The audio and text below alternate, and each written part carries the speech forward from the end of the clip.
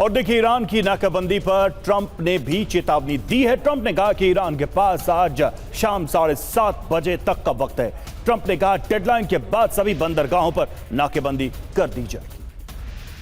तो इस बार काफी असर होने वाला है। डोनाल्ड ट्रंप को आप सुन रहे थे। ट्रंप की तरफ से बड़ा ऐलान किया गया है, ईरान की नाकाबंदी की जाएगी। क्या तैयारी है, आदेश क्या दिया गया है?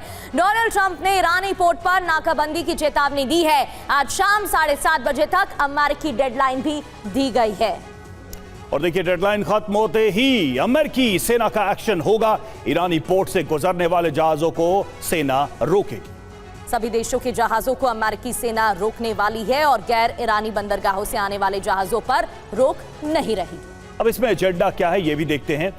अब ईरानी तेल निर्यात पर पूरी तरह से रोक होगी। दूसरा ये कि अमेरिकी शर्त मानने के लिए मजबूर करना एक दबाव बनाने के पीछे की वजह है। ईरान को आर्थिक तौर पर कमजोर करना भी वजह है। क्या असर होगा इसका, ये भी समझ लेते हैं। ईरान हर दिन 17 लाख बैरल तेल निर्यात कर रहा है। ईरान अधिकांश तेल का निर्यात चीन को कर रहा है। और ये कुल निर्यात का 90% तेल चीन खरीद रहा है। तो कुल मिलाकर अगर देखा जाए तो कुछ एक ऐसे देश हैं जिस पर ज्यादा प्रभाव पड़ेगा, चीन उसमें शामिल है।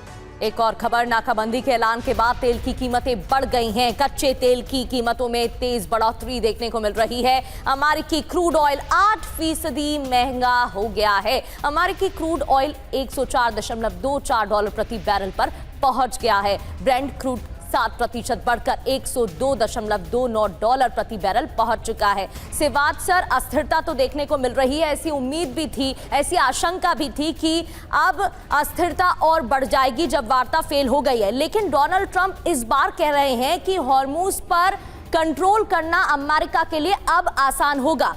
क्या एक बार फिर से अमेरिका गलती तो नहीं कर रहा है ईरान को कम आंकने की?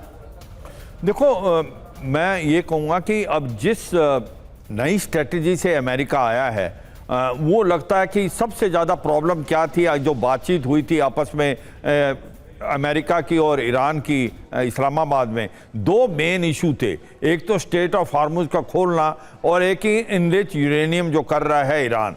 अब दो बात यह है कि स्टेट ऑफ हॉर्मुज को अगर वैसे खोलना है, क्योंकि वो इंटरनेशनल वाटर है, ओपन सी है और ईरान उसको बंद नहीं कर सकता।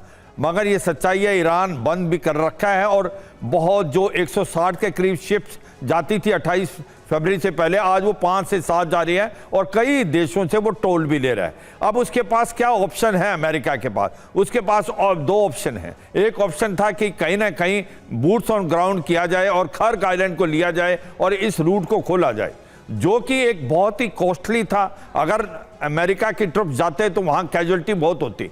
दूसरा है काउंटर स्ट्रेटजी। अगर वो बाकी शिप नहीं जाएंगी तो ईरान की शिप भी नहीं जाएंगी। तो ये जो स्ट्रेटजी है, काउंटर स्ट्रेटजी, मुझे लगता है कि ये स्ट्रेटजी काम करेगी। अब क्या है कि वहां से पता है 5 से 10 शिप जा रही हैं और ईरान उन पर टोल भी लगाने की कोशिश कर रहा है। अब अमेरिका ने अपनी नेवल शिप लगा दी हैं, जिससे जितने भी शिप्स जो कि ईरान के पोर्ट से जा रही हैं उनको वो एक प्रकार टारगेट करेगा। तो आप देखें कि जो ईरान से तेल जाता था और 90% ईरान का तेल चीन में जाता है, वो भी नहीं जा पाएगा। तो इकोनॉमिकली उसको एक प्रकार से स्क्वीज करने की कोशिश कर रहा है अमेरिका। मुझे लगता है ये स्ट्रेटजी जो है ये काम देगी, क्योंकि इसके अंदर जो ईरान को भी समझ आएगा कि अगर वो दूसरे शिप्स को रोक रहे हैं तो उसकी भी शिप्स रोकी जा सकती हैं। तो ये भी सच्चाई। अब दूसरा एक बड़ा इंपॉर्टेंट पॉइंट है लेबनान का, क्योंकि इजराइल हिजबुल्लाह पे हमले बंद नहीं करेगा, क्योंकि उसको लगता है ये मौका है जब कंसंट्रेशन हिजबुल्लाह की तरफ है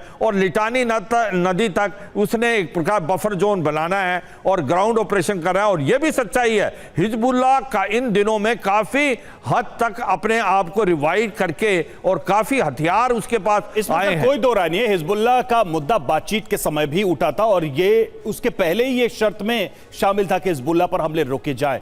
हमला जो हुआ उससे माहौल और खराब हुआ था बातचीत के ठीक पहले ही। तो ये तो बड़ा मुद्दा है ही। क्या इसमें होगा, ये भी एक बड़ा सवाल है।